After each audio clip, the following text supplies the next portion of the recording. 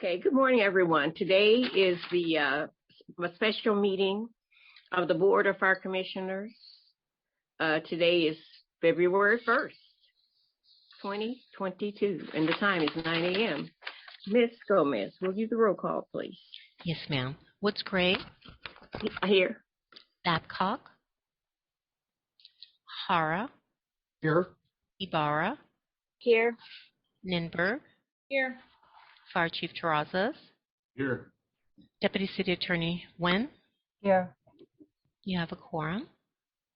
Thank you very much.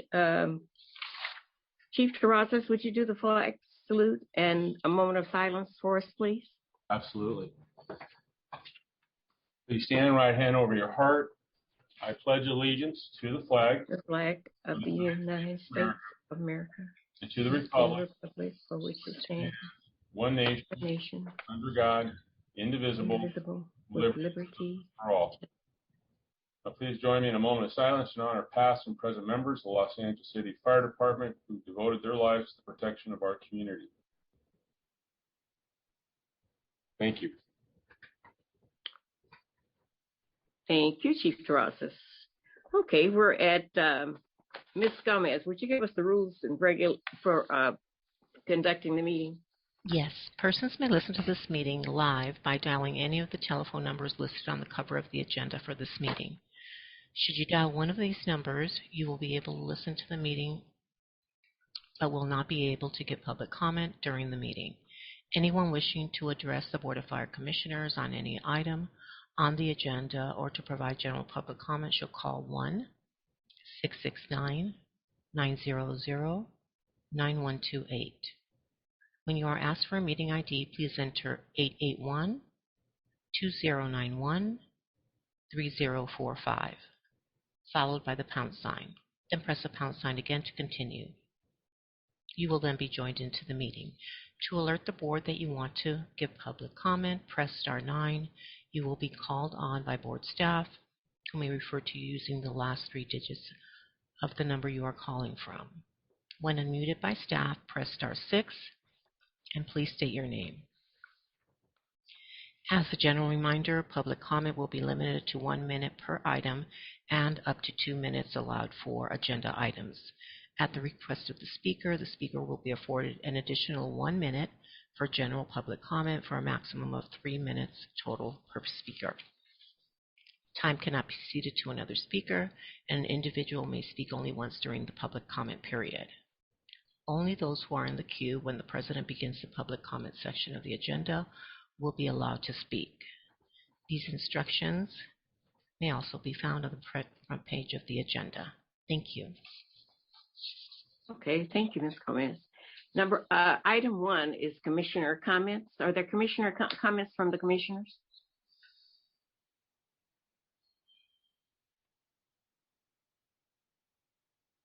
I'll start off by saying that February is a month of many celebrations. And this month we will celebrate Black History Month, which should be celebrated every day. And the Lunar New Year begins. So we wish everyone great celebrations, an opportunity to get to know new information and to familiarize yourself with old information. Perhaps the Centurions will do a celebration at the next meeting on the firefighters and the experiences that relate to Black history. And of course we've celebrated our Rams. Go Rams, win Rams. I don't want them to go, I want them to win. Win Rams. That's my newest slogan, win Rams. We used to say go Rams, go. No, it's win Rams, win. And so we are all having fun with that. Are there other comments from other commissioners?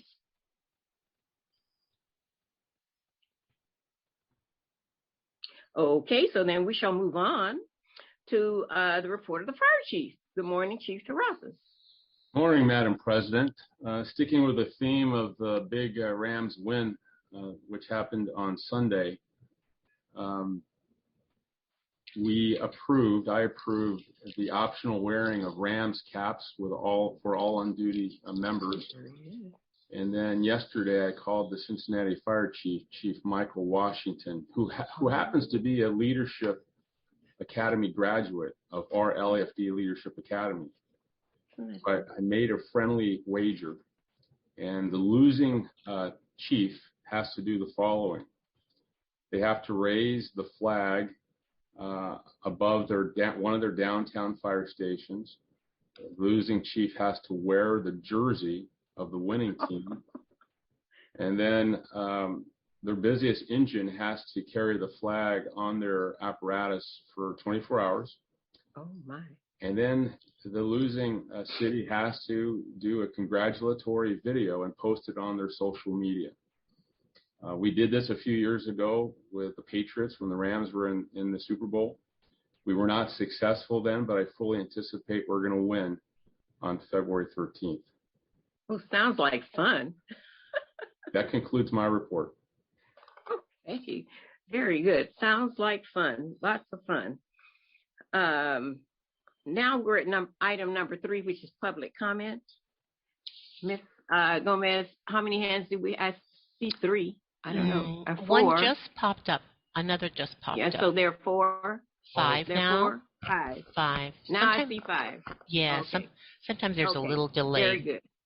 Thank you. Yeah, that's true. And they have a hard time getting through some of them. Okay. Yeah. All right, very good. We're at 5. Thank you.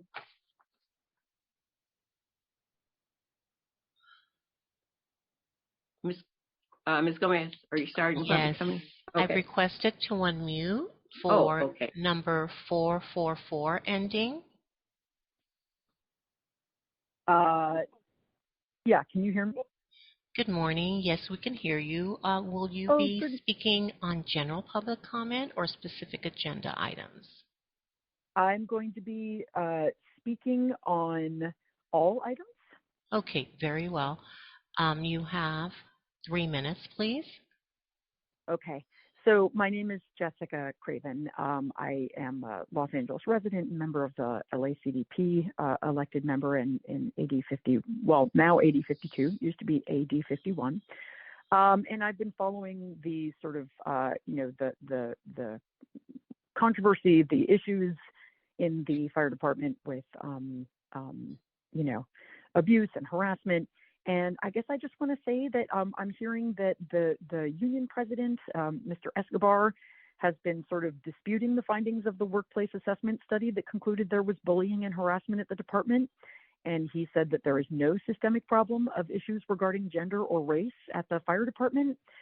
And I guess I find that as someone who has experienced sexual assault, as I think that, many people have, women in particular, it's really hard to hear someone who is the president of the LA Firefighter Union gaslighting the members he's representing, basically saying you didn't experience what you just experienced. So I guess I just want to repeat a couple of statistics that 56% of sworn females selected bullying and harassment and perceived discrimination as a source of conflict compared to 19% of men. 47% of African Americans perceived discrimination significantly higher than other ethnicity groups. And these statistics mirror former assessments done of the department or its members in 2015, in 2007, in 2006. So when the president of the Firefighters Union says there's no systemic problem of issues regarding gender or race, he is basically discounting the voices of the members he represents. And even worse, he is working against his members' best interests. So I guess, what we would like to see is a third-party assessment of the academy, similar to like the Deloitte study, so that our new chief, who we're cautiously optimistic about, but can use that as a roadmap for reform of the academy and make it truly equitable for all. And this will save our taxpayers millions of dollars. It will improve our diversity numbers, and actually we might have a workforce that reflects the city it serves. And most importantly, create a positive work environment for all. It's not okay to be told that the things that happened to us didn't happen to us by someone who is not in a position to make that determination. So let's go forward with transparency, openness, and acknowledgement of what has happened. That's the only way we can fix it. Anyone who's recovered from anything knows that you cannot recover by denying the past. You recover by acknowledging it, making, whatever kind of amends and fixes that you can, and then going on with a commitment to doing better. So that's all for me, and thanks for letting me speak. Thank you for your comments. Number ending in 403. I've requested that you unmute. Good morning. Please state the item or items that you will be speaking to and your name at the beginning, please. General public comment and item 6C. You have 2 minutes. My name is Libby. Thank you. My name is Libby. I'm calling because I'm concerned about the bullying and harassment that seems to be plaguing the LAFD. An LA Times article from a couple of weeks ago cites the recent workplace culture survey results, showing that more than half the female firefighters reported bullying and harassment. I found it stunning that the president of the firefighters union, who should have the backs of all firefighters, was denying there is a bullying and harassment problem in the department. The report that is to be received today on diversity and retention rates for recruits seems to indicate a similar problem. The report is self-congratulatory regarding the probation year retention rate of those that graduate from the academy, but it remains silent and provides no explanation for the huge percentage of female recruits that don't graduate. In 2019, only 59% of women graduated in comparison to 92% of men. In 2020, only 55% of women graduated in comparison to 89% of men. I'd like to know more about the experience of those female recruits, and I hope you do too. Does the culture of bullying and harassment start at the academy? Maybe there should be a culture study at the academy. Of those that make it through the academy and probation, they often still face an intolerable work environment, as indicated by the survey results, leaving us with an abysmal retention rate of only 53% of female firefighters hired in the last 7 years. Of course, you are supposed to be the stewards of our tax dollars. When hiring and training of a new firefighter costs in the neighborhood of $125,000 each, you are wasting millions of our dollars when the fully trained female fighters don't want to stay on the job. It's time to do better. Thank you. Thank you for your comment. Number ending in 108. I've asked that you unmute. Good morning. Please state the agenda item or items you'll be speaking to and your name at the beginning. Thank you. General public comment and items 6C and 6D. Thank you. You have 3 minutes. Your name? Good morning, Commission President, Madam President, Vice President, Fire Chief Terrazas, Command Staff. My name is Chris Larson. I'm President of Los Angeles Women in the Fire Service. I'm looking over these numbers for our gender breakdowns for the board report for recruits, and I'm a little concerned that we have some work to do as far as it relates to African Americans, Filipinos, Asians, and women. Looking at the numbers of our projected vacancies, we can't afford to have a 59% retention rate for women or less, or 74% attrition rate in the Academy for African Americans.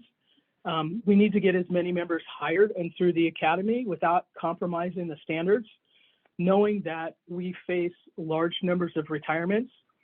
And it's going to be important that we have the ability to survey the members that exit the Academy, the members that graduate from the Academy, to see how we do them in educating them and training them to become productive members of the fire department.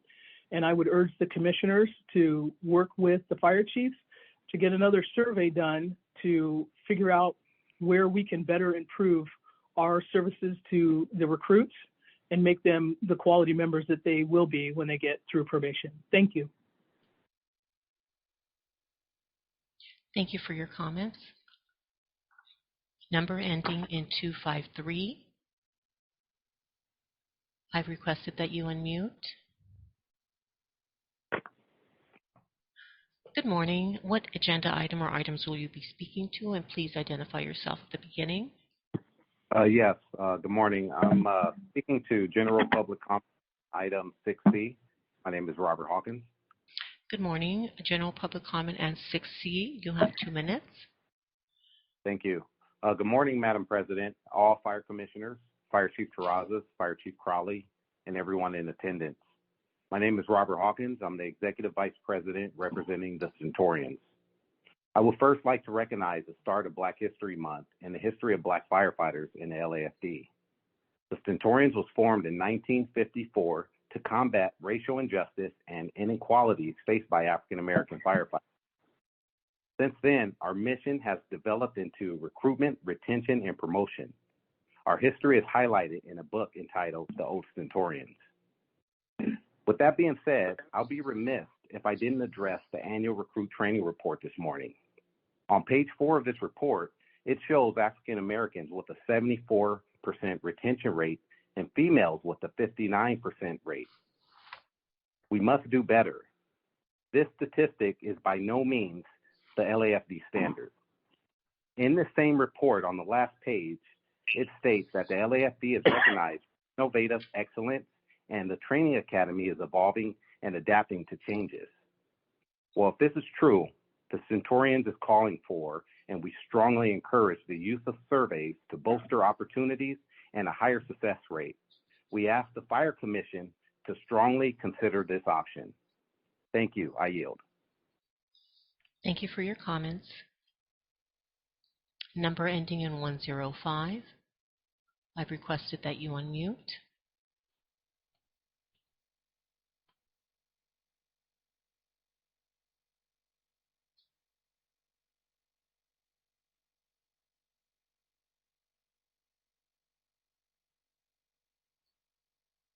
Number ending 105. Again, I've requested that you unmute.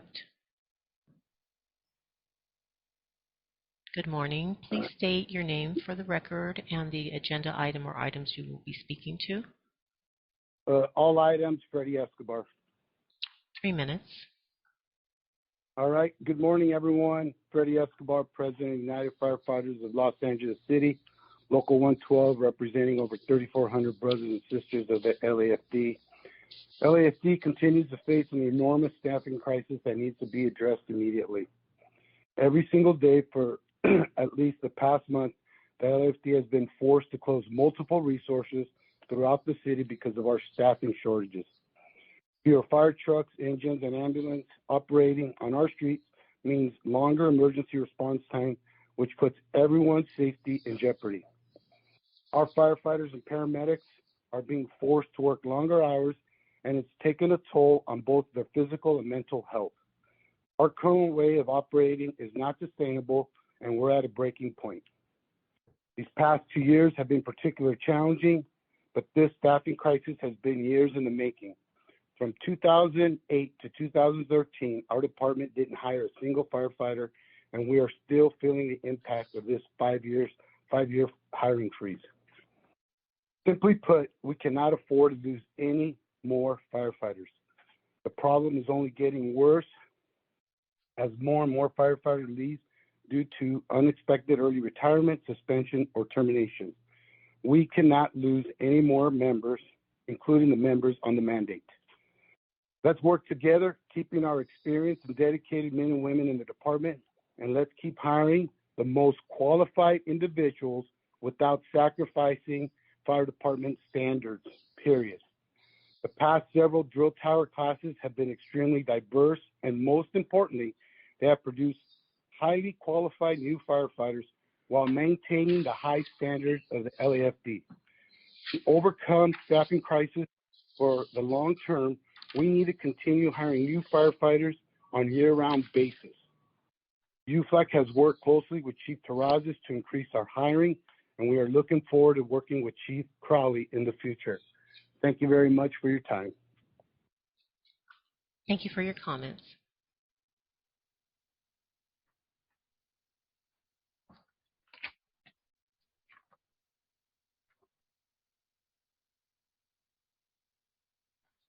Is that the last speaker, Ms. Gomez? Yes, ma'am.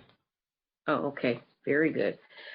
Thank everyone. I thank everyone for your comments, and public comment is important to me. The next item on our agenda is item 4. It's the determination under the Government Code, Section 54953E1. Is there any discussion of this item? Is there a motion? I move to continue item. Pardon me. Oh, hello? I'm sorry, go ahead. Oh, yes. I move to continue item 4A for another 30 days. I'll second. Okay, it's been moved and seconded that we continue in our virtual state for another 30 days according to the code section 54953E1. Ms. Gomez, would you do a roll call, please? Woods Gray? Aye. Hara? Aye. Ibarra? Aye. Lindbergh? Aye. Motion carries. Okay, very good. Thanks. Let's move on to the next item. Item 5 is the consent agenda items. Are there any concerns about any A, B, or C? Or is there a motion to approve, to receive and file, or to carry out the actions of the consent agenda items? Make a motion to move 5A. Oops, you kind of broke up. Was that 5A, B, and C? Yes, 5A, B, and C. Okay. Is there a second? Second. So it's been moved and seconded that we approve item 5 consent agenda items. Ms. Gomez, would you do roll call, please? Woods Gray? Aye. Hara? Aye. Ibarra? Aye. Lindbergh? Aye. Motion carries. Okay, very good. We're now at item 6, which is the regular agenda items. And item A, regarding brush clearance assessment appeals. I'm not sure who's doing the report. There are 2 items there. Good morning, Madam President. Good morning, President Woods Gray, Vice President Hara, Commissioners, Chief Terrazas, City Attorney Wynn and Leticia. My name is Orrin Saunders. I'm the Acting Deputy Chief and Fire Marshal for the Fire Prevention and Public Safety Bureau. The Fire Prevention Bureau. Good morning. The Fire Prevention Bureau has had a successful brush clearance season, and today I'll be introducing Captain Adrian Vasquez, the Action Section Commander for the Industrial Commercial Section that oversees our brush clearance unit, who will be presenting our regular agenda items A and B this morning. Thank you. Good morning, President Woods Gray, Commissioners, Chief Terrazas. Good morning. Hope you're all having a lovely day. So I'm here to present 2 items. One of them is going to be the brush clearance assessment appeals. That's going to be the smaller book that you see, approximately 68 pages. These are all the appeals from constituents and property owners that have filed an appeal, have been heard through a hearing officer, and either granted or denied. This has been done at the completion of our brush season, and at this time we're hoping we move forward by getting this approved so we can claim the revenue of $296,942. And that would be just for 6A. Would you like me to go on with 6A? Is that for 2020 only? It wasn't there. These are not the ones you did in 2021. No, these are 2020, President.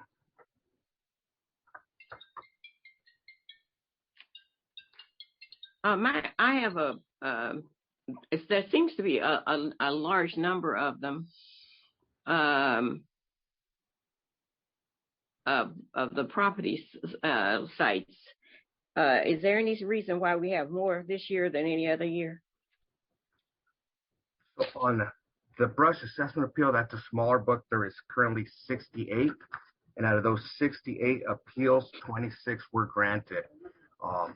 I can't really come up with the actual conclusion on why there was more appeals this go around, other than maybe more people home due to COVID. They were able to be home and see the inspections occur or not occur.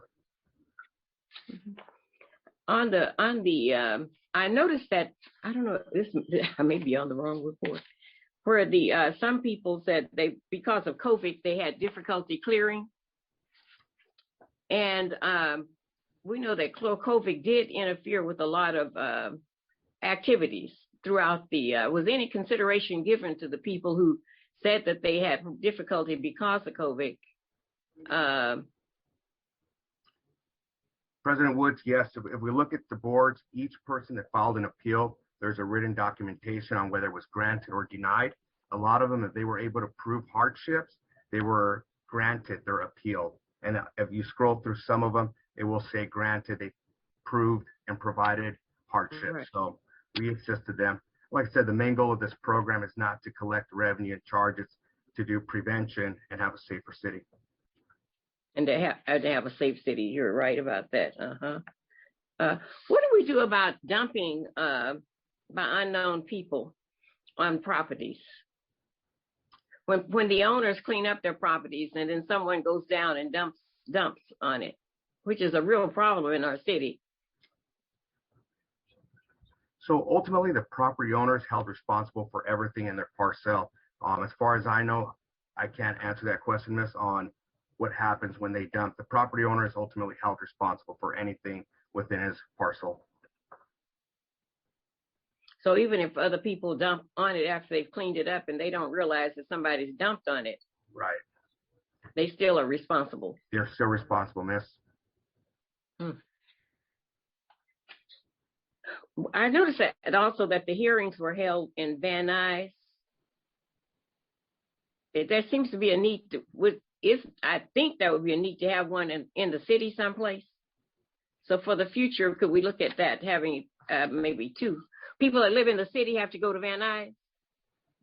Yes. The only place we have the hearings are here at the Marvin Broad in San Fernando Valley. Oh. Earthquake, yes. Yes, ma'am. Oh, wow. That was kind of strong.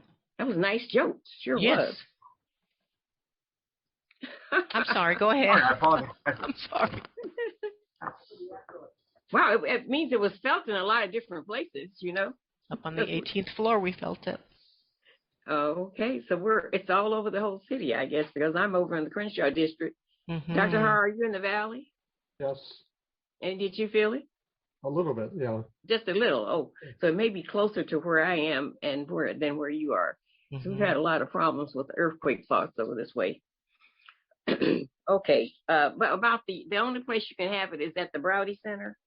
That's where we have it right now, to have one point, so we don't have to worry about two logistical points. But if the Board of Fire Commissioners wish to have it in two locations, that is something we can look into, President.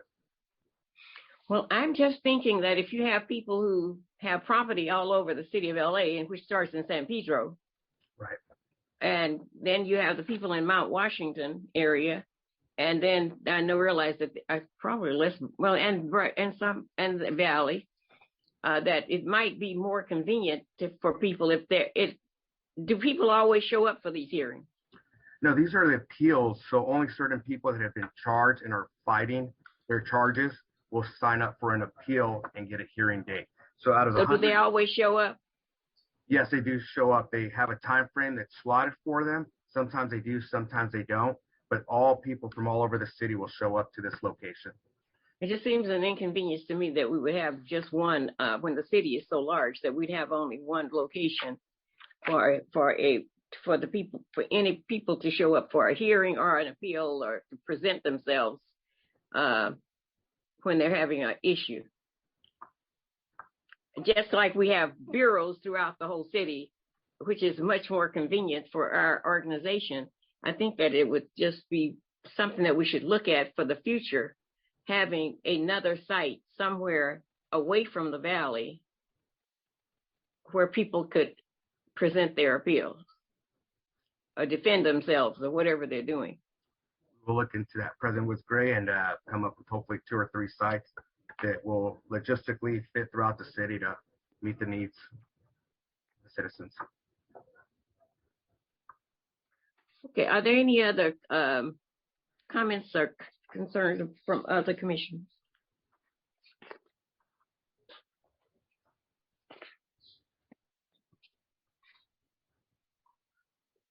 Oh, okay. My only comment is that we see this every year, and usually the individuals have already exhausted their appeals by the time that these get to us. So yeah, so this has already been a really long road for them.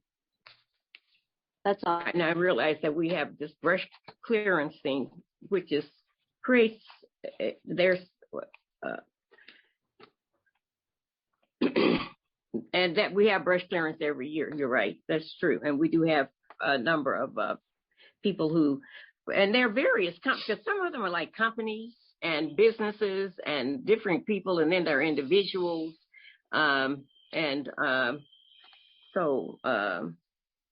Okay, is there a motion to approve the item A? So moved. Second. Okay, it's been moved and seconded. Ms. Gomez, would you do the roll call, please? Woods Gray, Aye. Hara, Aye. Ibarra, Commissioner Ibarra, Oh, aye. Ninberg. Aye. Motion carries. Thank you very much. And we'll move on to the next item, which is also brush clearance. And we'll go with item B. President Woods Gray, the item B is the appeals for the non-compliance fees. After their initial inspection, a second inspection is done. If the property owner does not clear their abatement or abate their hazard, there's a second fee that's issued.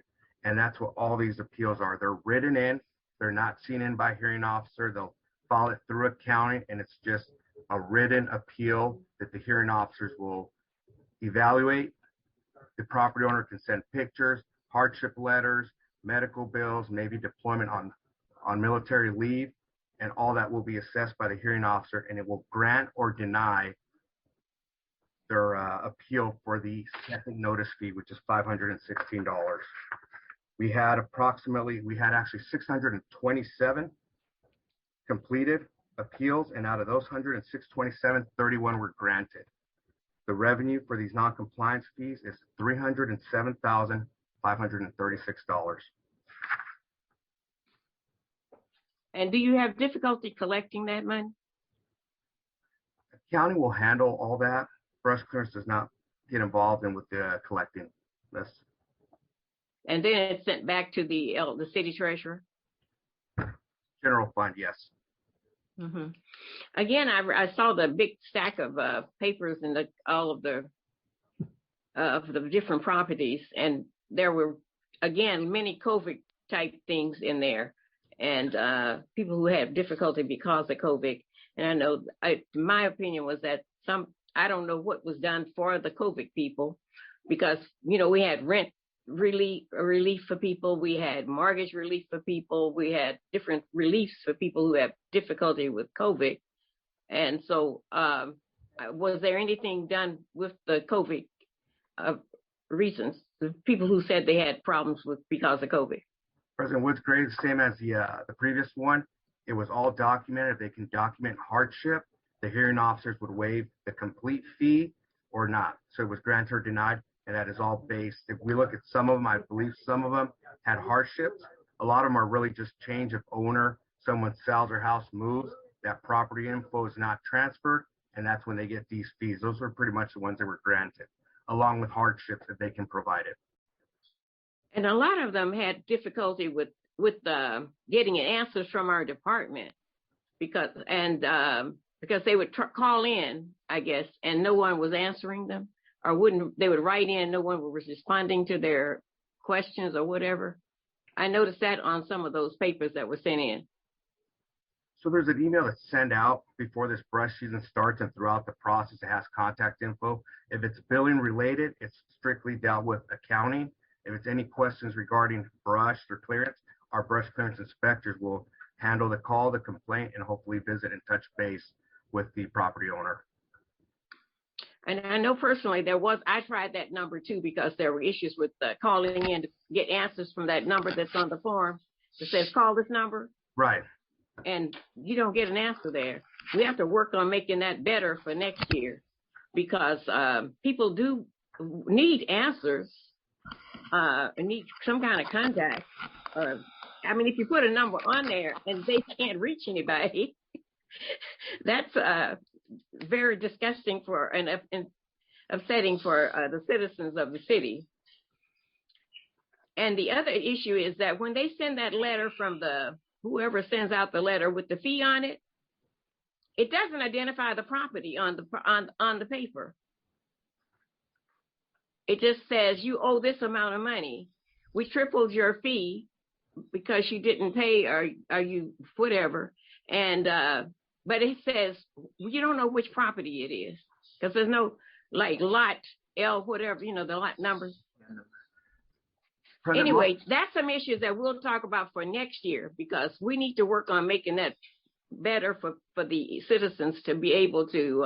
I have copies of them too, if I can share them with you later. Okay. Of the concerns that I'm talking about.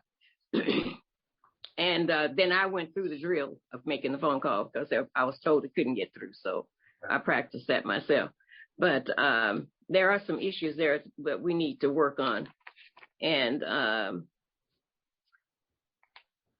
I have no other concerns except the ones I've already raised. Is any other commissioners have comments, concerns? If not, a motion is in order. Wait, really quickly, is that a staffing issue? I personally feel that it is a staffing issue, but somehow the people in the department, they think the people in the brush clearance think they have enough help. I think they don't have enough help because not even for the inspections, when I talked about inspections and going out to do the lots, and they have thousands of lots to go back and revisit, like 12,000, wasn't it, sir? Total lots is 140,000 annually. No, I mean, they've revisited, the lots that had to be revisited. Wasn't it something like around 12,000? Yes. And so, but they only had a few people to go back and do all of that. And I really think it's a staffing issue. So, as I said, we need to work on this for next year and see if we can make it. We'll work with the department and talk to the people in the brush clearance and fire prevention and see what we can do to improve it over the next year. Because I personally felt after talking with them that it was like, I even asked the question, I think you don't have enough people. But you know how firefighters are. They never admit they don't have enough people. Madam President, if I could comment, we are asking for a senior administrative clerk because we rely on temp staffing.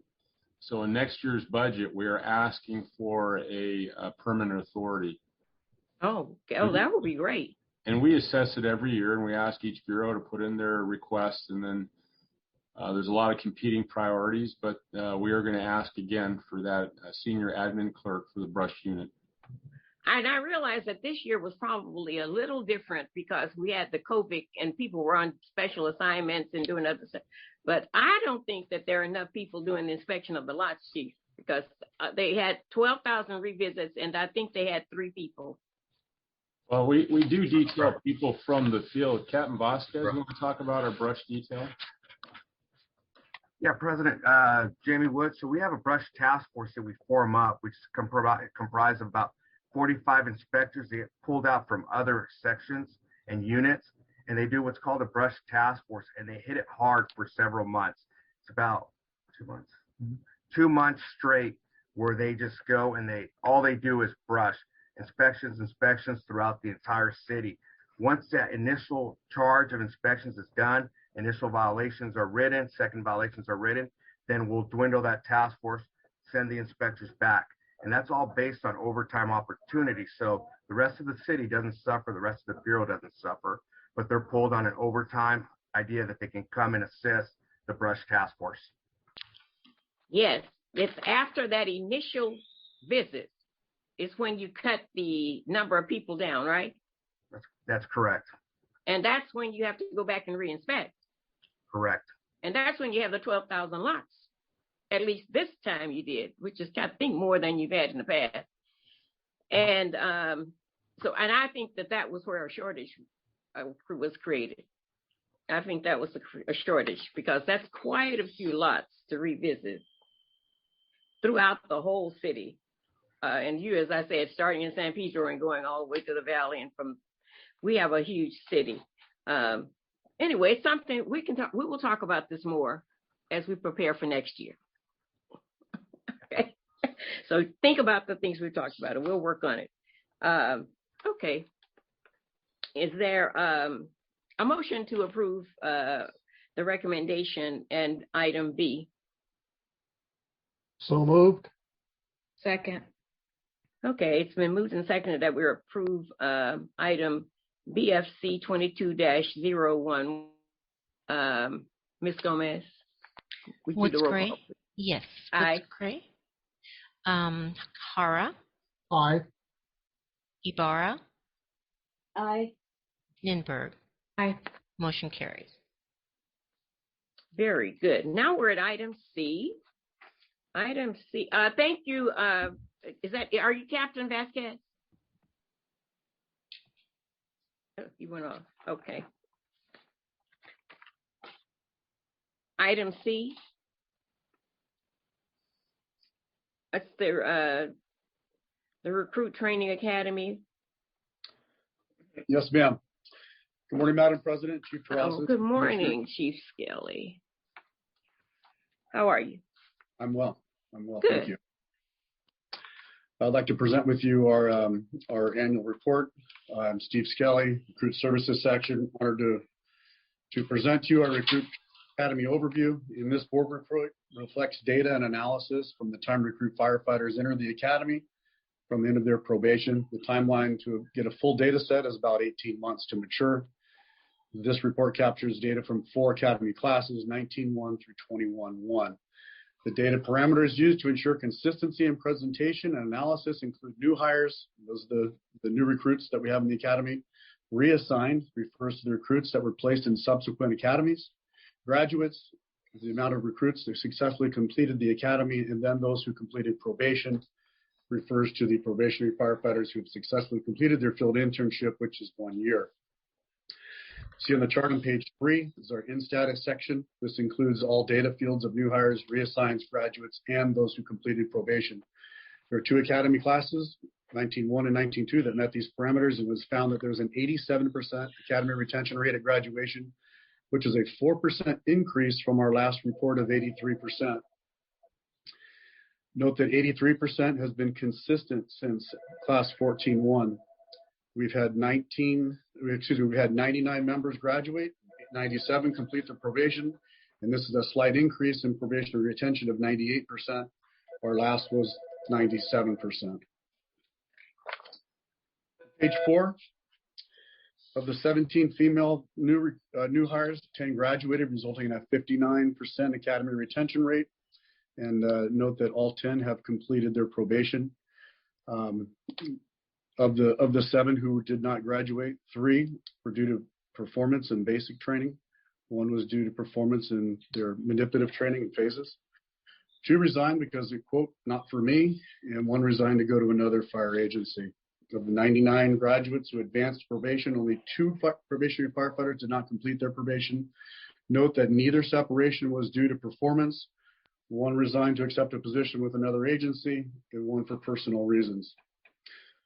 The chart on page 4, chart 1.2, you see that we've had 20 African American who have completed probation, which is a 74% retention rate in the academy.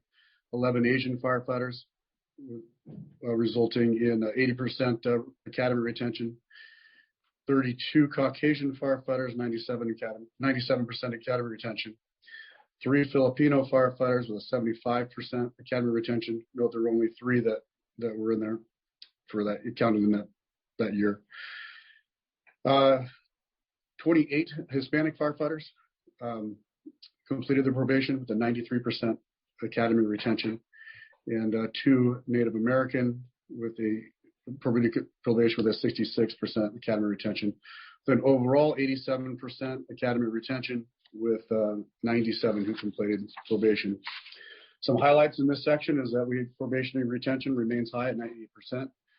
Academy retention for the past 3 reporting periods has averaged 86%. Diversity in our academy classes are a much better reflection of our City of Los Angeles workforce. In our ongoing status section, pages 5 and 6, measured the 2 academy classes, which includes 2 of the 3 data fields, which is new hires and graduates. This population of recruits have graduated from the academy and are still progressing through their probationary period. Class 20-1 will complete their probation in May and 21-1 in November. We have 85 members in this category. A few highlights include that diversity in the academy remains relatively consistent from new hire through graduation. Diversity in our academy classes are a better reflection of the City of Los Angeles workforce. Female representation equals 6% of our probationary members.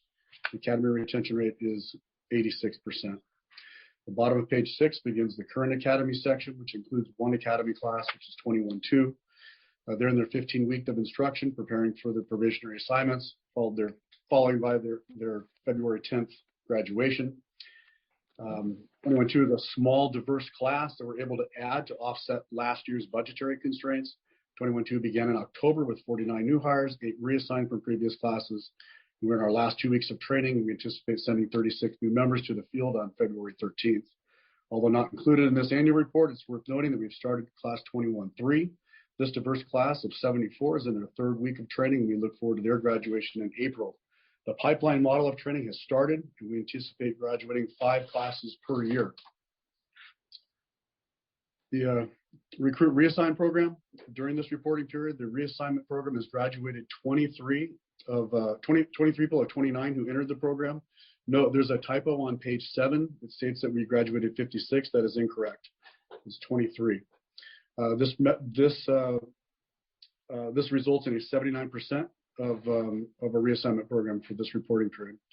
Recruits can be reassigned in subsequent classes due to illness or injury, performance in fundamental skills, which is hose and ladders, or in practical application, and there could be other unforeseen circumstances. Of the 6 reassigns that did not graduate, 1 took a position with another agency, 1 did not return from injury, 2 did not return from injury, and 3 were due to their performance. In an effort to continue to be proactive and increase recruit retention rates, Recruit Services Section has made enhancements to our training program. August of 2021, the department asked Recruit Services to explore ways to maximize the amount of recruit firefighters that can be trained and graduate each fiscal year. The section developed a pipeline system which will increase recruit output to the field nearly double, however, only increase our staffing by 30%. This will be accomplished by maximizing the yard space of the recruit's 3 facilities here at Frank Hotchkiss Memorial Training Center, the Valley Recruit Training Academy, and the Harbor Recruit Training Academy as facilities. It's anticipated the department will be able to graduate over 240 recruits each year. And note that due to extreme staffing shortages and the possibility of significant increase in vacancies, Recruit Service has been working on ways to deliver the training curriculum at an accelerated pace without compromising firefighter public safety. And we are talking about a 14-week training academy. The Candidate Assistance Program, which is CAPS, continues to be a valuable tool, providing regular opportunities for our candidates to gain exposure to LAFD cultures and the rigors of the fire service. We're conducting 3 CAPS sessions per week, and we now train on a firefighting skill and piece of equipment at every session. Before, this is only at 1 session per week. Furthermore, we developed workouts for candidates to use on their days off, or for those who are out-of-town candidates. We keep our candidates on a structured workout plan to gain strength for the academy. Our injury prevention unit, Sean Higgs, has developed a strength program to increase each candidate's physical fitness. Our CAPS coordinator has been developing systems to use metrics to track valuable data to better prepare our candidates. In the injury prevention unit, in an effort to retain recruit firefighters, Recruit Services and their injury prevention unit continue to cooperate on injury prevention. The IPU is available to recruit firefighters on their days off to gain professional assistance to prevent injury, enhance nutrition, receive personal strength, and flexibility and exercise program. Must be said that COVID-19 has had a tremendous impact on the training academy. During this reporting period, Recruit Services have had to remain very flexible with our staff in altering graduation dates to comply with ever-changing COVID protocols. Academy staff and recruits have been very cautious with social distancing. We've been continuing with temperature checks, surface decon, and offering remote learning for any recruits that may need to isolate. Our current class, 21-2, had to take a tactical pause for 2 weeks due to the spread of the Omicron virus. To date, we have not lost a single recruit due to COVID-19. In 21-2 and all future classes will be vaccinated prior to the start of the academy. This will be handled through Medical Services Division. Probationary Firefighter Mentorship Program was proposed 2 years ago. It's a program coordinated by the Quality Assurance Unit. The feedback shows that it continues to be valuable, significant value to the graduating recruits as they transition to their field assignments. This program has a minimal financial footprint and has been permanently adopted by the Quality Assurance Unit. Continue to annual staff calibration as it's an integral part of our staff's continued training. We do invite speakers from our chain of command, from the Fire Chief, Operations, Training and Support Bureau, Training Division, myself, Risk Management, Behavioral Health, and stakeholders. In this training, we reinforce to the entire staff department expectations, visions, the mission, our goals, our core values, and to be sure that there's no question of the importance of maintaining our work environment conducive for learning, free from harassment, discrimination, or retaliation. And finally, I often visit drill towers 40 and 81. I'd like to take this moment to acknowledge that our staff is hardworking. These instructors and staff are doing excellent work, and we're proud of what their handling of recruit firefighters. This concludes my report, and I'd like to answer any of your questions. Thank you, Chief Skelly, for a very thorough report. When they're vaccinated, we give them the first and second vaccination? We were doing that in the previous academies when COVID was becoming the vaccines became available. Now they need to prove their vaccination status through Medical Services Division as part of their pre-employment checks. Oh, if they don't have them, they will be offered through Medical Services. Oh, okay, very good. That's great. Now, in the Academy recycles, are they included in the graduation rates? Yes. At which point? And which graduation rates? The graduation rate will go to the class. It will be counted in the class that they graduate with. There'll be a new hire with the class that they begin with, and then normally it's the next class. If there's what we call reassigned members, they'll be counted into the graduation rates of that next class. However, we have a breakdown of everybody who entered that class. And they're counted in the total graduation for the class that they graduate with? Yes. Okay. But you said they're a new hire with the class they started with? Become a new hire in the class they start with, and their graduation is counted with the class they graduate with. I see. Okay. Very good. Commissioners, are there comments or questions? Commissioner Nimberg, I see your hand is up. Very good.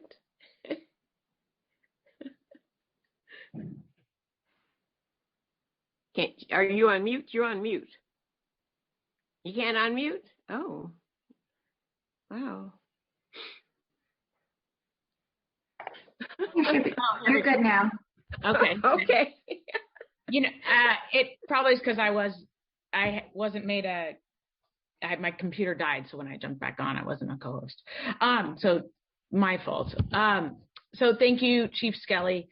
I appreciate this.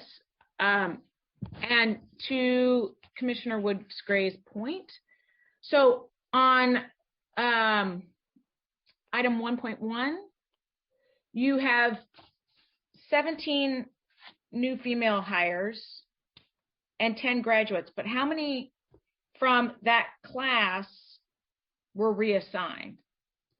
This report shows those two classes combined. I would have to pull the data from each class to see who ended up in the reassignment section. So class 19-1.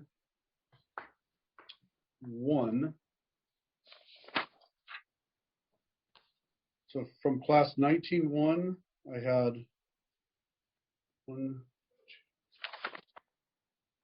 had three female that were reassigned in 19-1 into class 19-2, of which 3 graduated and 1 resigned to go to a different agency. Wait, okay, you had 3 in between 19-1 and 19-2? No, just 19-1. Okay, and so So can you just clarify? Three graduated in 19-2, and then one resigned out of class 20-1. So 3 graduated, 1 resigned, 4 from class 19-1. Okay, so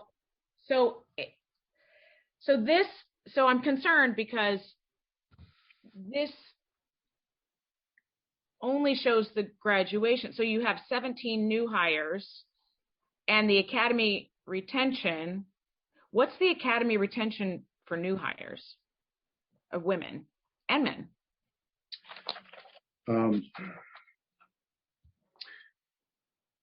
I don't think I have that. I don't think I have that statistic in front of me. I could break that down, but our focus is graduating capable firefighters that can get through there, and we're gonna do everything it takes to get them through, whether it's 1 or 2 attempts. For sure. I just think it's really important to know, so it's clear, right? If how many, of which gender or race are reassigned, how many, because I understand what you're saying, and it takes a while, but the problem is that you have, it was less than 55% retention rate of the people that we're recruiting are staying from 2014. So we've lost 55 women since 2014, which if you look at, we have 117 total, that's almost 50%. And if we really, and I appreciate you working on trying to solve these problems. And I saw African Americans here went from 74 to 100%, which is great. Although I have to make sure, we just have to make sure that the reassigns are clear, because you have academy retention. So in class 20.1, 20 to 21.1, 14 new hires and 14 graduates, academy retention is 100%, but were any of those reassigns? So those are the questions we need to get answered so that we can make this as clear and as, like, we can find out what the issues are, right? And so, and if there's a disparate outcome, look, you also had Caucasians that had gone down to 81%, and Latinos, 84%. So, but one thing that has been consistent is that females are washing out, failing, leaving, whatnot, at significantly higher rates. I mean, that is, I think one of the people who called in said, that's really expensive. They mentioned the expense of this. And I think it's $125,000 to put somebody through, something like that. Depends on how many we're hiring that year, but it's about $92,000. Okay. So if you've lost 55 women, that's millions and millions of dollars. Not going to do the math right now, but okay. So I'd like to. So I have a couple other questions. I would like this to come back, maybe just to give you, because I know the next report's due on. So maybe March, the first week of March, our first meeting in March, we can get this with the reassigns added to these charts. I'd like to just have it broken out so we know exactly, like, how many new hires, how many reassigns. I have that data in front of me. I can provide that. Okay, great. Oh, then can you bring that to the next meeting then? As requested. Excellent, thank you. I also want to ask, so these classes, hold on a second. What was cut to from 22 weeks to 14 weeks, what specifically was cut? That's an excellent question. So in basically analyzing our syllabus, I want to tell you that nothing was cut, but we moved training around. Okay. So things that were handled in the academy are now, some may be pushed into the probationary period. Some things have been maintained, and we've become more efficient in, remember our state firefighting training? A few years ago, that was a big deal, and it added a lot of hours to the academy. Yep. We figured out a way to be more efficient with that, and now we are using our training that is, which is going to capture the state training, and we've basically saved 2 weeks from that. We made one adjustment to one of our basic hose lays and created a brush hose lay instead of one of our others, and we did a substitution. And now a lot of our brush hours are being captured during our basic academy. Other areas that we did is we saved 2 weeks. We used to do our IPSLE program, which was our mini leadership academy. That was a 40-hour course. That now we take some of the highlights of that course and pepper it through the academy and save those 40 hours. And now also we just use their EMT that they are all required to be EMTs. So now what we're doing is we're using Target Solutions to catch them up to make sure they're all on the same page. And we're going to handle any research of their EMTs right prior to graduation. So they'll all be on at least the same schedule, saving an additional 40 hours. Some of the things that we had to back off on was our 24-hour ride-alongs. We used to send them 24-hour ride-along on each shift, the A platoon, the B platoon, and the C platoon, which basically took us a week of our instruction. And so we don't do that anymore. And then also you remember the big demonstration, the exciting demonstration we did at graduation? That took a week to prepare for, so we're not doing that anymore. So that's how we accomplished going into our 14-week academy. Mm-hmm. Okay, I think a lot of that makes sense. I think that for sure that makes a lot of sense. I'm concerned though about, especially with workplace culture issues, that the assessment that came out was showed significant cultural issues. And I'm concerned that pushing these leadership courses to the field isn't going to be consistent. No, that wasn't the leadership course. Mm-hmm. Instead of doing a 40-hour right up front course, I like to say we pepper the lectures throughout the academy. So the leadership core values, mission, vision, all the things that was handled in the IPSLE course is now we pepper it throughout the academy, during the academy, not just all right up front. The leadership course is not pushed to the field.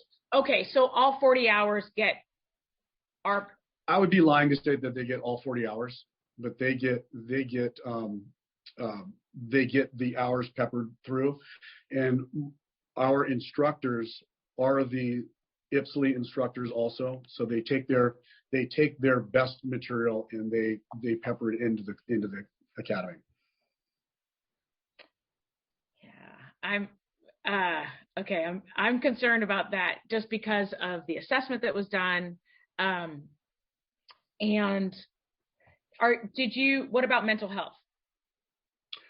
Mental health, they still come at orientation, and they have their times during the academy.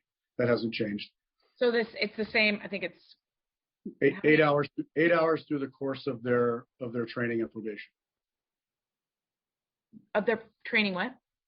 Of their initial training and through their probation. Okay, so the 8 hours is cut from the academy and put into a year? It's the same. It's as requested by the commission 2 years ago. You wanted 8 hours over the 1 year, and we left that the same. Okay. All right.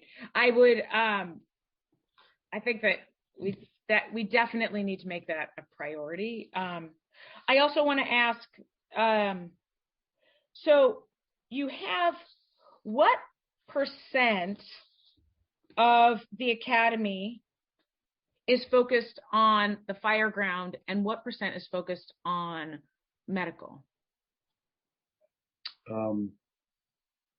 I would say 90% is fire ground. 90% fire ground and 10% medical? And what is so when your calls, what percent of your calls are fire ground and what percent or require fire response and what percent require medical? Roughly 85% of our calls are for medical services. Okay, so 85%. So it seems it's like the reverse, right? That's because there's reasons for that. They're trained up front in EMT prior to coming in here, and we get to get them up to speed. Firefighting is very dangerous. We ask people with basically no experience, and then in 14 weeks, expecting them to go into burning buildings. That is the focus of the academy, is to make sure that we send probationary firefighters that are safe and effective, entry level, that aren't going to get themselves or somebody else killed on their first day. That's why we focus so much on firefighting. So that's also of concern, right? Is what are we, people always say we want to make sure our standards are the highest. Absolutely, we should be doing that for the fire ground. But I also think we really need to start focusing on our medical response and making sure that, we're an all emergency response. Yes, ma'am. We're doing swift water rescue. We're doing all kinds of, USAR, everything. Yeah, I am not disagreeing with you at all. I've been a paramedic for most of my career, and we do EMS 85% of the times. EMS does not get us killed. Fire ground. That's why the focus in the academy is fire ground. So right. I'm not discounting EMS. And EMS doesn't get. EMS is for the citizens, right? It's not you. I mean, we want to protect our citizens, right? So I just want us to consider, yes, absolutely, and then, there was that tragedy up in Stockton. A firefighter just got killed by gunfire. I think that, yes, being out in the field is dangerous, period. And I understand that I have not run into a burning building. I get that.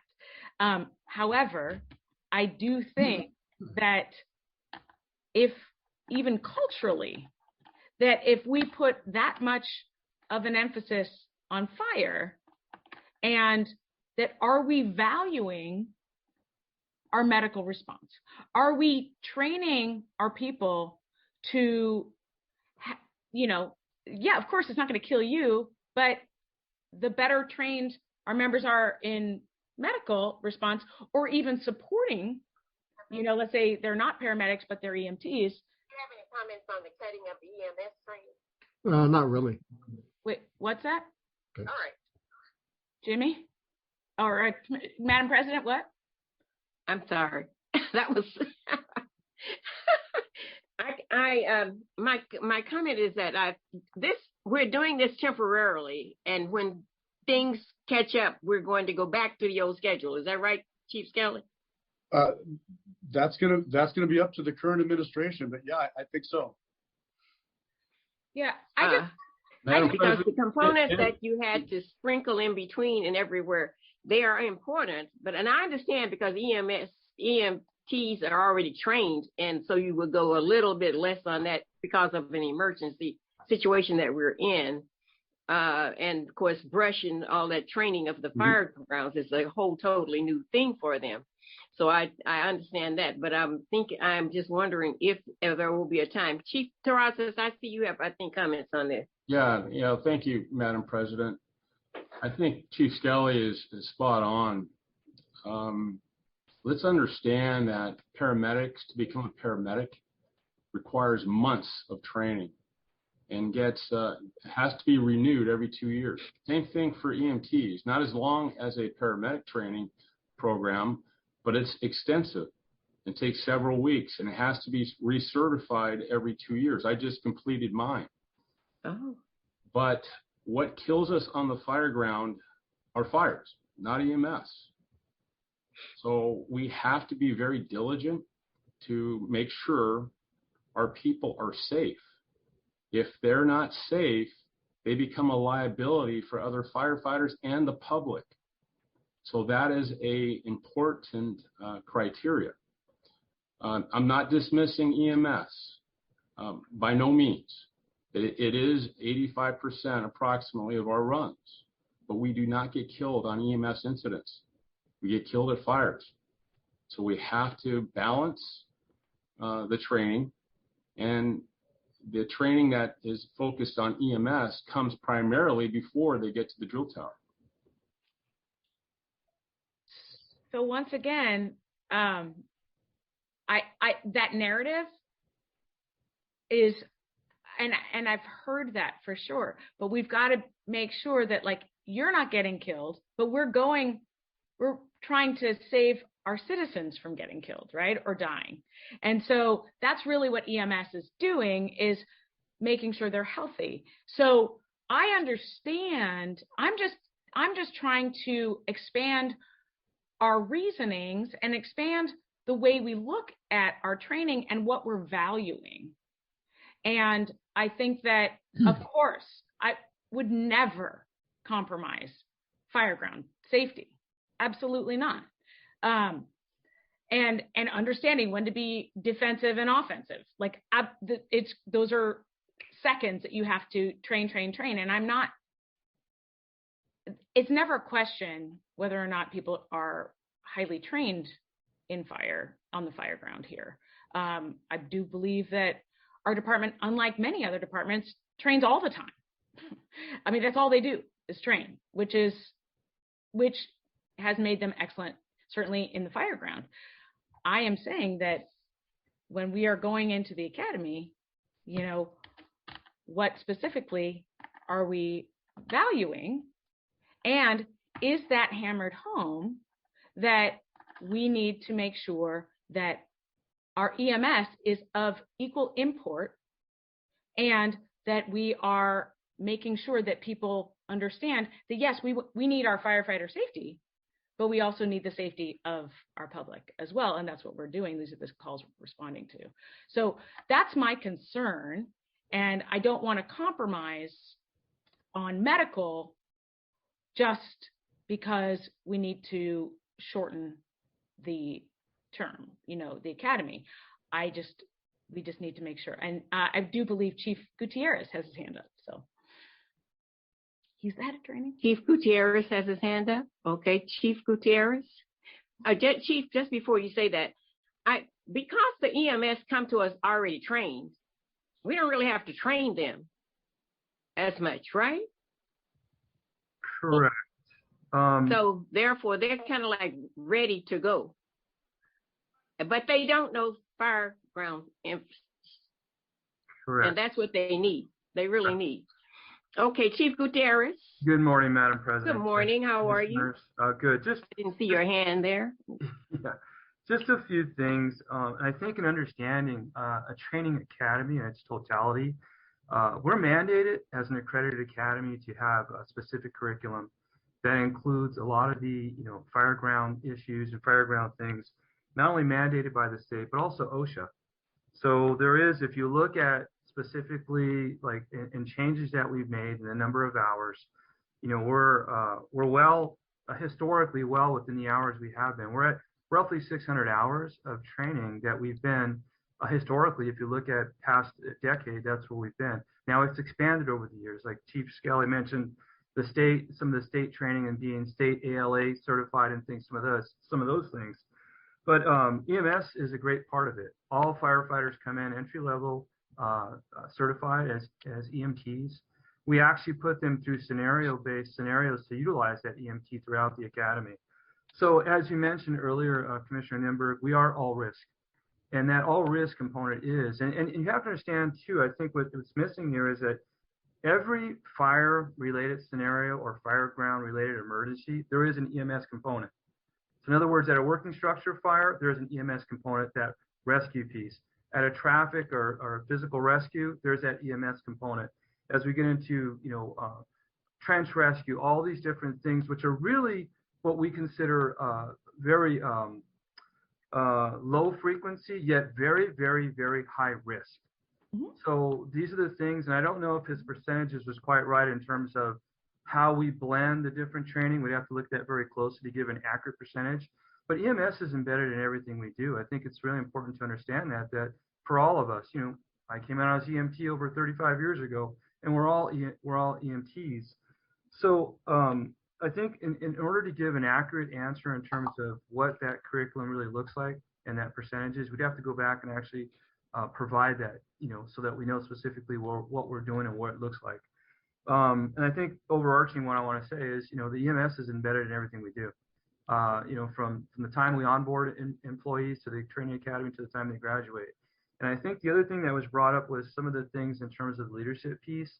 And I think Chief Scally mentioned some of the IPSLE piece and how it was now ongoing through the academy. I think that's very important because in looking at it, and I've been here for just about a year, and looking at the academy, and putting 40 hours week one into the academy and having employees coming in that are new, and they come from very diverse backgrounds, many of which haven't never worked in a fire service or even fire service related organization, and try and understand, first they have to really understand our policies and our procedures so they can make good ethical decisions and kind of embed them, and they do a really good job. If you look at the assessment that took place, one of the highlights in that was in fact the mentoring and quality assurance piece, and that's ongoing through the probationary period.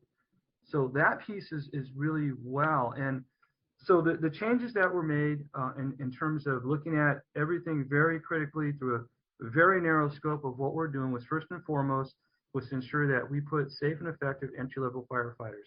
I specifically went back and looked and evaluated the training for over a decade and looked specifically what we were taking out, ensuring that we didn't take out those things that were necessary to ensure our firefighters are safe. And I think if you can kind of think of it this way in a sense is that you're on an airplane and they say, hey, the oxygen mask drops. You put it on yourself, then you put it on the person next to you. The firefighters need to understand how to be safe and operate safely so they can actually ensure the public safety. So, and that's with everything, because everything that we do has an EMS component to it. Every emergency, quite often, there's none that don't. So I hope I just bring a better context to it. I think the actual percentages need to be evaluated in terms of what that looks like. But again, we're mandated by a lot of these things. We're OSHA mandated, we're accredited mandated. And again, if we all of us think about how these employees come in, where many of them came from, just let's say customer service jobs, and now they need to understand how to wear PPEs, how to put an SCB on, how to work and operate tools and equipment. They are EMTs. They all come in as certified EMTs. Now what we do is blend those EMT skills with our operations, our protocols, our county mandates, and all of that throughout the academy. Okay, very good. I see Commissioner Ibarra has hand. Commissioner Ibarra, yes. You have. I was actually going to make some of the, not as well, but some of the same points that Chief Gutierrez was making. And from the perspective of the public, some of the high risk events that they look to the fire department for are fire emergencies, especially. And during wildfire season, which is year round now, that's like the most important thing that we do. Of course, that EMS has become a more important component, or I'm not going to say EMS, but medical calls are a more important component. But when we look at calls that should not be handled by the fire department. They tend to be categorized at EMS, but they're so low level that they're miscategorized. So there's a lot of, I think there's just a lot of issues with how we categorize our calls. I think it's closer to what Chief Gutierrez was saying, is that everything that we do has an EMS component, because there's always, the reason that we do what we do is because lives are most important. So there's always going to be a component of, like, we're trying to save lives, whether it's a fire, whether it's a rescue. But the abilities that people look to the fire department for are specialized training that they don't have, which is not driving somebody to the hospital, but like knowing how to fight a fire, knowing how to fight a brush fire, knowing how to execute a rescue properly to save lives. That's the specialized training that they have in the fire department that the rest of the civilians don't have. And they like their fire department for the most part because, we have a high level of skill and training. So I would be really wary about, like, going in a direction where we're going to compromise that, because that's really like what has made this department the best in the world, is that we do all risks. We just experienced an earthquake. If it's an earthquake, this department knows how to handle that and knows how to do rescues in that kind of situation. If it's anything, any kind of risk, if it's a tsunami, this department knows how to execute rescues. That's why this department is the best in the world. So I think that for us and for this commission, that's the most important thing that, we need to keep focused on, knowing that medical calls are going to continue to come into this department. They may or they may not need to be handled by this department. There's a lot of calls that we get about homelessness and about people experiencing severe mental distress. Those are medical calls, and those should probably be handled by somebody else. So this is an interesting time, because we're going to sort of reimagine what is the core functions of this department and what can be done by others. But certainly, like, we're medical, we do EMS and we do paramedical services, but let's not pretend that we're going to be treating people and doing surgeries in the field. That's not what people think that we do. That's not what people look for us to do. Sorry, I needed to make that point. Thank you, Commissioner. Are there other comments or concerns? Is your hand up, Commissioner Barr? Member? Yes. Okay, I see your hand.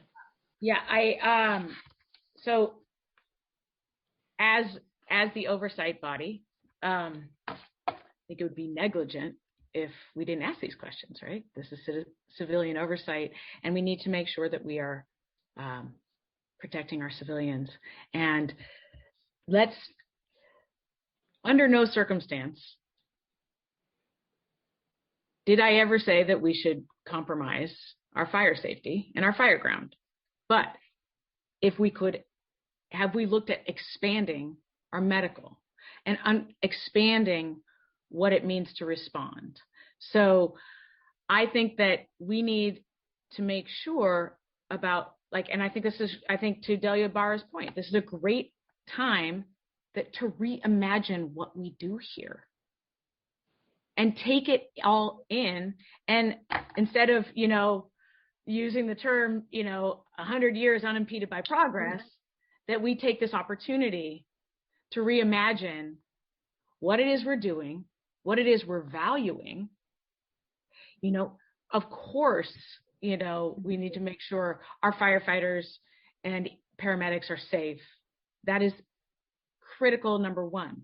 However, we also need to make sure that we are providing, the best service to everyone.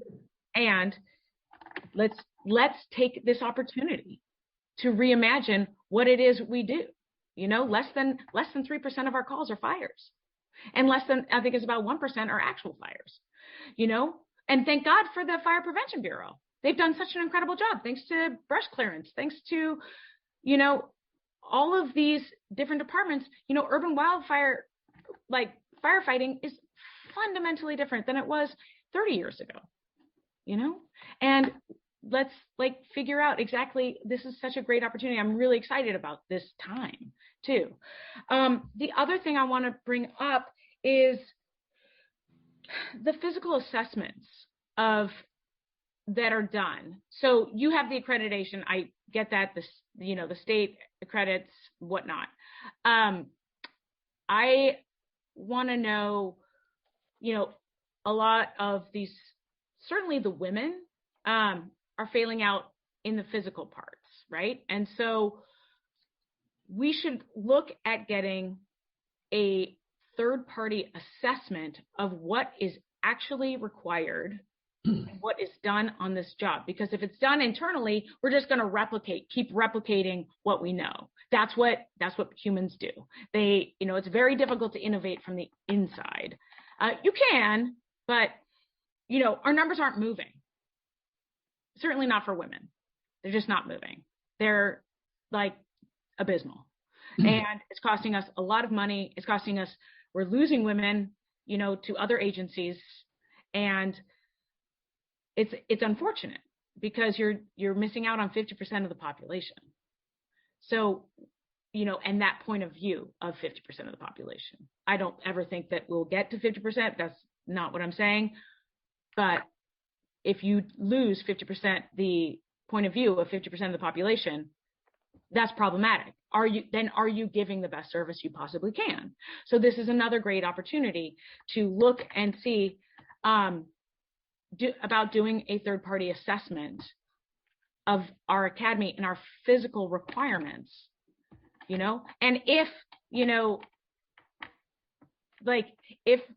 we're making sure, you just want to make sure that we're not failing out people unnecessarily because of tradition, because this is the way things have always been done. And yes, I know that you're innovating and I appreciate this. I really do appreciate the innovations, but the numbers aren't moving.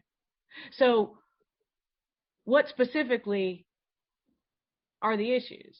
Because let's get this done. So I'd like to see a report back on a third-party assessment of the academy and what that would look like, much like, and I think the vice chair of the Stentorians who called, Captain Hawkins, also mentioned that as well, getting surveys done and figuring out, we have access to surveys and surveying our members. And yes, in the third-party assessment of Deloitte, it said the academy was great, that the Experience Academy members were great. But when they got in the field, it was very different. So I would love to get a report back on that as well. So. Very good. Thank you. Are there other comments? Any other further comments for Chief Skelly, Chief Gutierrez, or for Chief Terrazas? Okay. I think we've exhausted that. You have one more? Yeah. Well, just the date on the report back. Oh, the report back date. Yeah. What date were you asking for? Yeah, the report back on the third-party assessment of the training academy. I mean, when did you put a date with it? Yeah, 30 days, 60 days enough? Let's do 60 days. Let's do 60 days. What do you think, Chief Skelly? I see your head kind of going. Yes, a report back. Not that you're going to do it, just what's the research? I know that there are companies out there. What's the cost of it? What are you going to look at? You brought this up in our last meeting. Uh-huh. And so you wanted a practical application validation to validate the validation that we did, years ago. Mm-hmm. There actually isn't a company that's out there that can actually do this unless it's fire service related, because it's so specific. So we can't just put out an RFP to get that data. So we're working on something called an RFI, which is request for information. and hopefully there's someone out there that can give us something that will turn into an RFP. We're hoping that we could have something started by the end of the fiscal year. So we've been actually working on this. It's just a very difficult process because there isn't somebody out there to do that. But what I think is really, this is what I love about this department is like, we have the opportunity to be a leader here. You know, this is reimagining what we do. And so I appreciate the work. If you could just write something up, give 60 days and give us a progress report on that. Yes, ma'am. Great. Thank you. On that point, Commissioner Ibarra. Yeah, thank you. I just wanted to chime in. I think it's really important for us to sort of, for the public also, and for some of the commissioners to sort of understand how sui generis this department is as compared to other departments. I know that sometimes when we talk about sort of reimagining the department, people talk about like, you know, what some fire chief in New York thinks we should be doing. And I'm not really sure that that's really helpful for us because we're so different. We're such a different model from other big city fire departments because they don't have like the wildland urban interface. You know, so whereas New York is going to have the large industrial fires that we do, and Chicago does that as well, you know, very few people have like the industrial core and the urban, and, you know, wildland thing that we have to do and that we do every year. And the mutual aid that we give to all of the suburban fire departments in this region. So it's really, you know, is there anybody else exactly like LA City? Maybe LA County. But other than that, I mean, there's nobody who does everything that we do at the level that we do it. So when you do this, I just hope that you would think a lot about that, about, you know, is there another model for us? And maybe there isn't, and who's going to have that experience to sort of, you know, give us feedback on us. I don't think we should be looking at New York. I don't think we should be looking at Chicago. So who are we looking at? That's a conversation for you to have because you're the subject matter experts. So I'm just sort of throwing it out there for you, Chief Skelly, and for Chief Crawley, for Chief Terrazas. You know what you're doing, but it's a conversation that we should all have together. But I want you guys to do that homework. Thanks.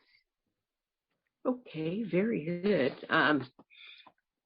Is there a motion to receive and file item C, BFC 2101?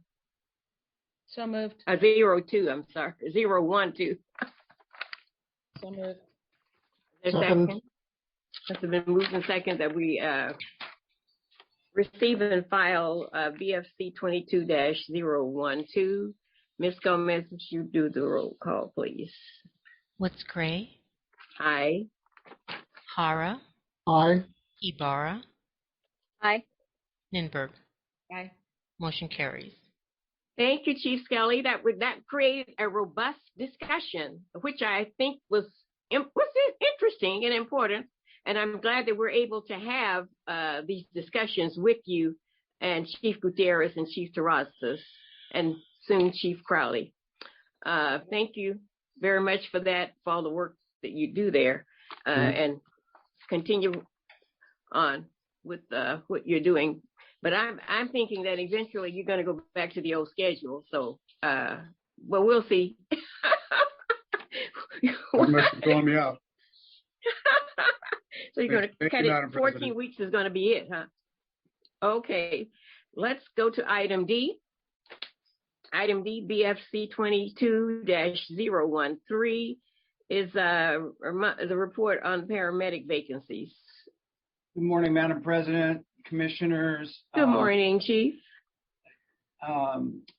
This Deputy Chief Graham Everett. I serve as the Chief of Staff. So this is the monthly paramedic vacancy projections. This is based on December 21st numbers of 2021.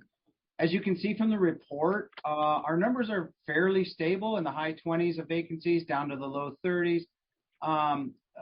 Obviously nowhere close to the numbers we got to a few years back when we had a lot more vacancies in the paramedic ranks.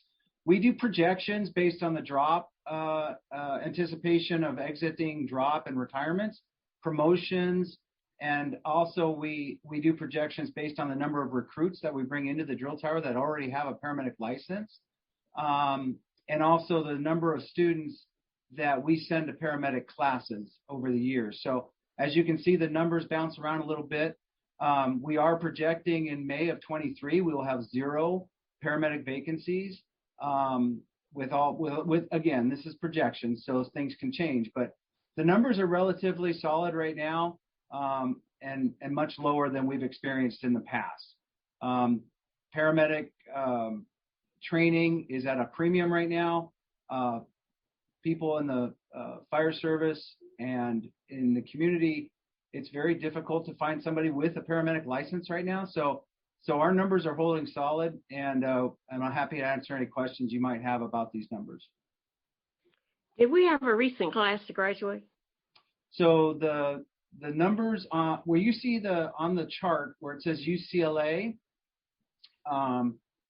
that number is a projection of graduates that we will have from our paramedic training program that we use with UCLA's paramedic school. So in January of this past month, February 1st today, we graduated 4 people from the school. In May, we anticipate we're going to be graduating 11, and then moving into September, we look to graduate around 14. And again, those are estimates. We have increased the number of seats that we are permitted per year. We've tried to get as many seats as we can, but again, we're in competition with other agencies that are trying to do the same thing.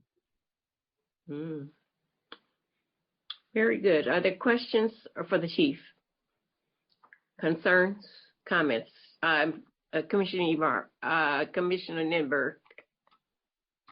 Thank you, Madam President. Thank you, Chief Everett. So what are these numbers?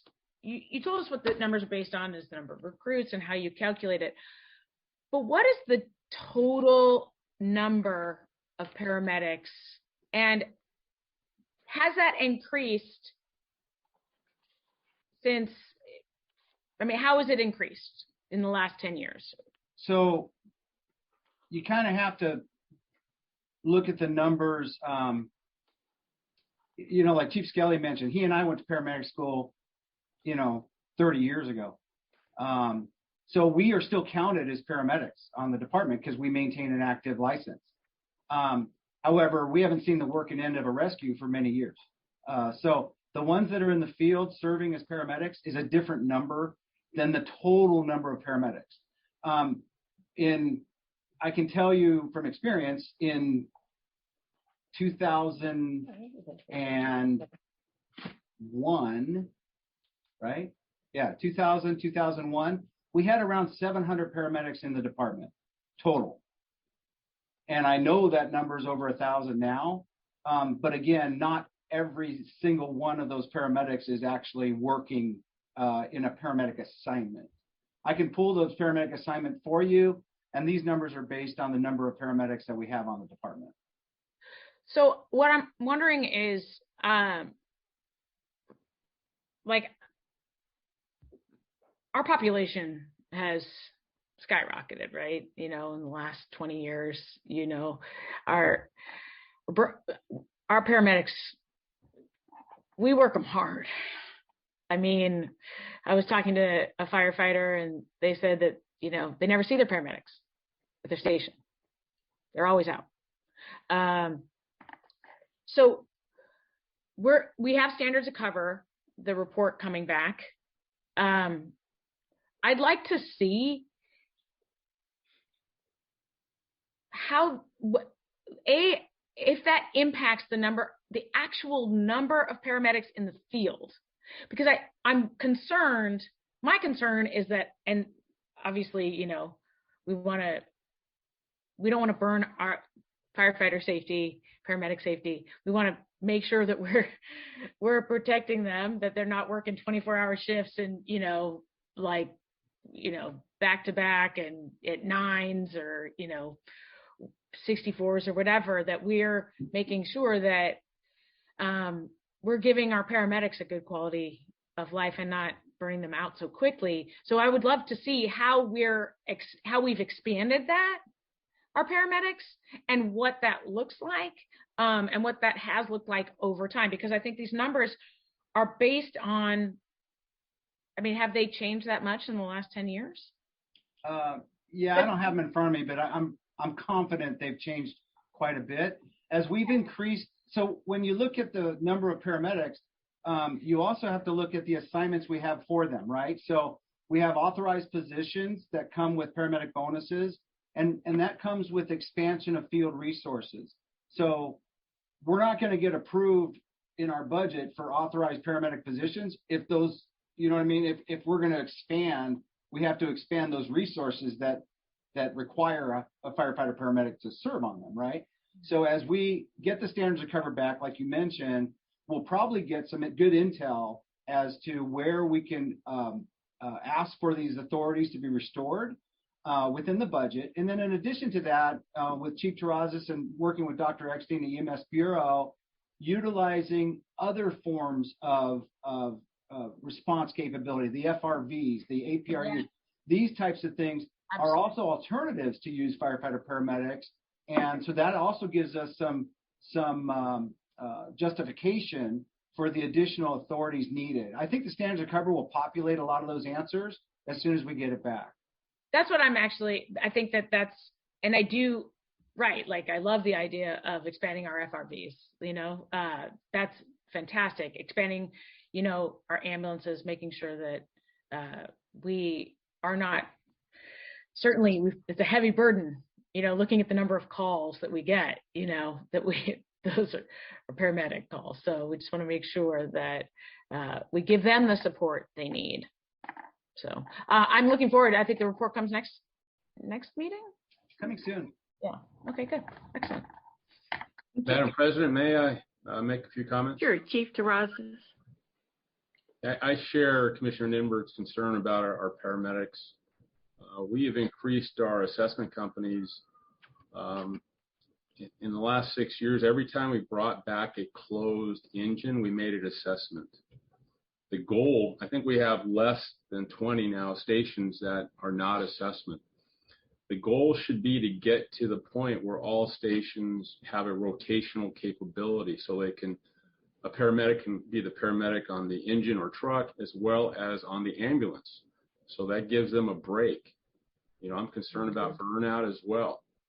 The standards of cover report should be coming in the next, I'm told a draft should be here in about a month. I've already had discussions with the author of it, and I've asked that person to look at the entire city, including the EMS question. And I asked him to also look at the specialized resources that Chief Everett talked about, because I think those need to be scaled. The FRV, the sober unit, the advanced provider response unit, telemedicine on top of it, as well as the therapeutic mental health ban that just got launched a few days ago. All of these things are a means to better distribute the call load, and we should have the more appropriate people who are trained in those areas handle those types of calls. All of this together, I think, gets us to the point where we have the ideal model. We're not there yet, but we've made a lot of progress. Oh, I appreciate that, Chief. I do think that, and just hearing like we're all on the same page on this is great. Make that, then we can actually move forward and really provide the best services possible to our residents. So I think this is, and protect our paramedics. We've got to make sure. I just feel so horrible sometimes hearing about their days, and the multiple calls that they go on, and the lack of sleep, and how bad that is for your heart, and how bad that is for your body, so, and that I definitely am looking forward to helping, learning about how to alleviate that stress and spread out our resources and expand our resources. So I'm excited that, and who's doing the standards of cover? It's Citygate Consultant. Excellent. Very good. I think the paramedic issue has been an ongoing discussion for the last 8 years, right, Chief? And yeah, it gets better, and things happen to it, but it is better than when we first started. That's what we want to admit, to acknowledge that it's better. I remember, it was a real problem, but we can always improve. There's always room for improvement. Chief, Absolutely. is the therapeutic mental health van, is that a fire department event vehicle? No, it's LA County Department of Mental Health. Oh, LA County. Okay. They staff it with 3 people. They have a driver, a caseworker, and a mental health professional. We launched the first van from Fire Station 4 on Sunday. There's 4 other vans and staff that we're waiting to implement after we debug the first van. It's only had 2, this is the 3rd day it's been in operation.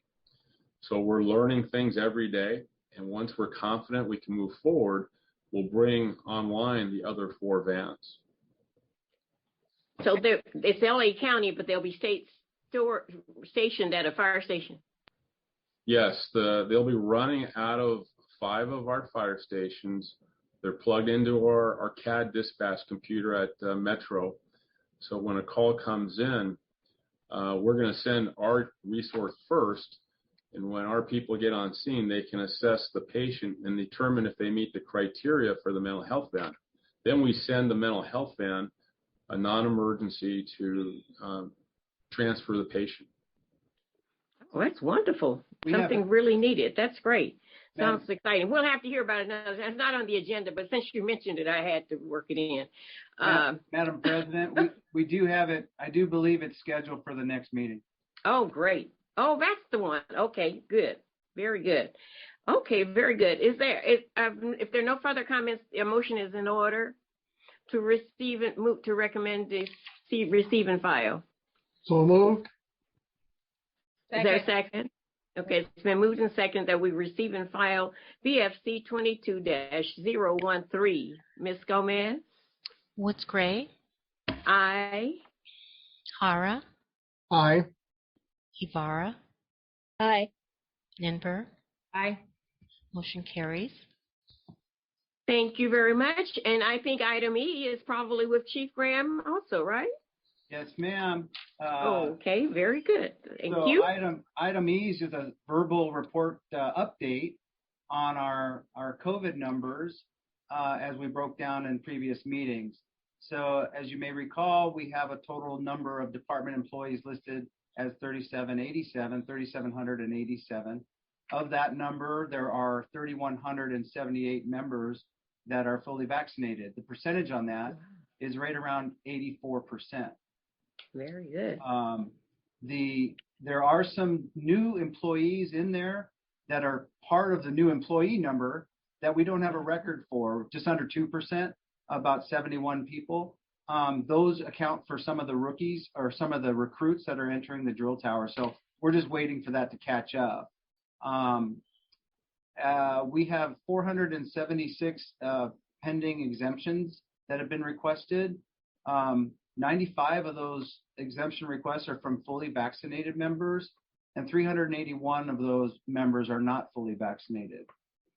Of that 381 number, there are 319 religious requests for religious exemption, 51 requests for medical exemption, and there's 11 that have requested for both medical and religious beliefs.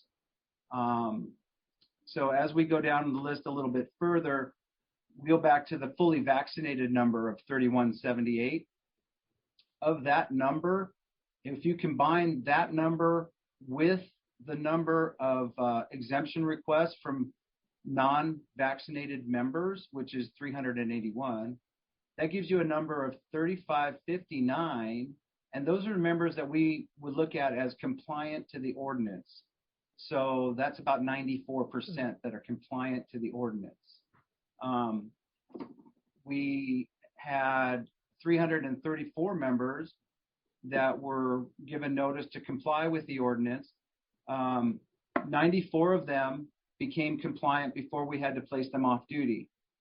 240 of those members were placed off duty at one time. And of that number, 212 became compliant and they returned to duty. So that leaves us with 28 members that are currently on unpaid administrative leave, and they're being processed as well. So right now, as of this morning, we do have some members that are off in isolation, and we have today was 27 members are isolation with the infection. 17 members, in addition, 17 members have not been able to return to duty yet, and so they're working through it. And one member is unable to return to duty, but he returned to duty in a light duty capacity. And as you recall, we've had 2 members die from the COVID-19 disease or infection, and so that was going back some time. So those are the updated numbers for today. If you have any questions about that, I can update you further, but that's it. Sounds like the department's moving in the right direction. Are there other comments from other commissioners? Commissioner Nimbert, I see your hand. Hi. Thank you, Madam President. Commissioner Nimbert, go ahead. Thank you. So where are we at? Thank you for this. I appreciate it. Where are we at with the religious and medical exemptions? Is personnel doing? Yeah, it's right. You now. Like, where is that? And how many are they processing? Have any been processed? Right. That. So we have the process is really it's a tiered process. So the departments have been asked to do a preliminary review, and then that includes an interview process. So we have, I think we have 3 or 4 groups of people that are going through our numbers, interviewing the members that have put in for exemptions. That's the first level. The results of that information is passed along to the personnel department, and there's a group of subject matter experts that review the exemption request at that time. They're doing it for the whole city. So as they receive them from departments, and I don't know what priority order they're going in of the personnel department, but they're taking them in from all departments. So as they get them, that group will review and make an assessment as to whether to approve or deny that exemption request. If somebody gets an approval, let's say, then that would require them to go to a reasonable accommodation process in which the department would look to see what reasonable accommodations could be made for that individual, keeping in mind all of the restrictions that are in place. If they are denied that exemption request, then the person that put in for the exemption could appeal that denial. And they have 2 options. They could actually, if they get denied, they will have time to get vaccinated and become compliant to the ordinance. The other option is to file for an exemption or file for an appeal, and that appeal would come back to the general manager of the department, the fire chief. At that time, the appeals will be considered. Again, if that appeal is denied, the member would have time to go ahead and become compliant, and that would be vaccination at that time. So that's kind of the process as it goes through. Our people have been doing that first phase for the last couple of weeks now. They've been doing several interviews a day to work through those numbers, processing those members that have made those requests, and we're sending that information to the personnel department.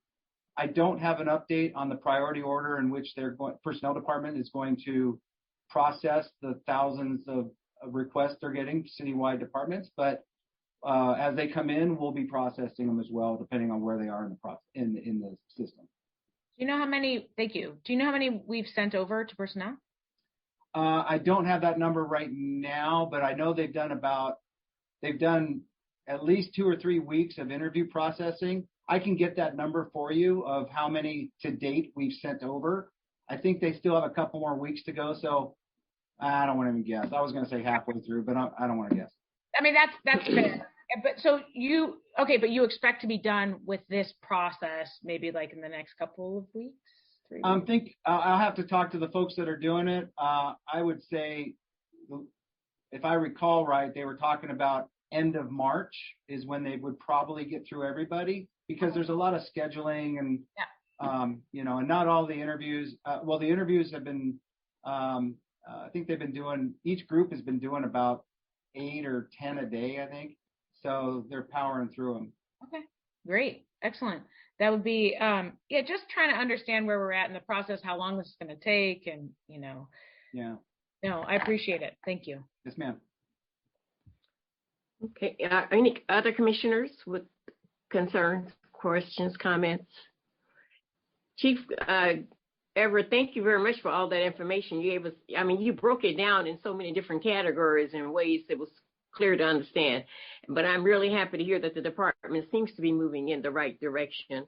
And hopefully others out there will, now that the vaccines have been actually officially approved, they're no longer tests, they are approved as vaccines. I'm wondering and hoping that will help some people to go and get the vaccine, because now it's not experimental. It's really a vaccine that we are trusting. And so that I hope will help some people, because some people said that's what they were waiting on. So let's see if that works. Okay. Commissioner Enberg? Yes. As far as recruits coming in, what is the policy for recruits? They come in vaccinated. Okay, so vaccinated for COVID-19, that is requirement? Yeah. Okay. It's part of the city ordinance, so they come in. Oh, perfect. That's all. Thank you. Very good, very good. Thank you, Chief Graham Everett, for the report. It's a verbal report, so we don't really have anything to do on that particular one. We're at the end of our agenda. Is there a motion to adjourn the meeting? So moved. Second. It's been moved and seconded that we have the adjournment of our meeting. Ms. Gomez? Woods Gray? Aye. Hara? Aye. Ibarra? Aye. Ninberg? Aye. Meeting adjourned. Thank you very much. Thank you to all of the staff and for the department. And thanks to all the commissioners who attended. I think had I like robust discussions, so that was good. I like those to bring out information. So let's have a great 2 weeks and let's celebrate those Rams. Woo, woo, and go into a victory. And then don't forget that we have, I don't know if we'll have a Chinese New Year's parade. Dr. Har, have you heard? I know I won't be there, but if they have one, but I know that the Lunar Year is starting, so. I haven't heard. We're missing another parade. We love parades. I'll be glad when this thing is over so we can get into the parades again. Okay, everybody, have a great 2 weeks. Thank you.